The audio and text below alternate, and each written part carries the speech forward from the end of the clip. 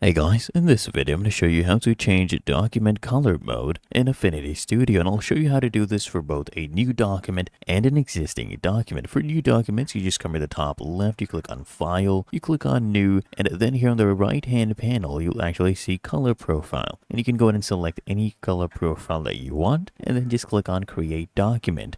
And if you have an existing document that you want to change the color profile for, then here at the top menu, you'll actually see document. I want you to click on that, and then I want you to hover over setup and then click here on document setup. And then from here, if you scroll down, you'll actually see color profile. You can click on this drop down and select any color profile option that you want.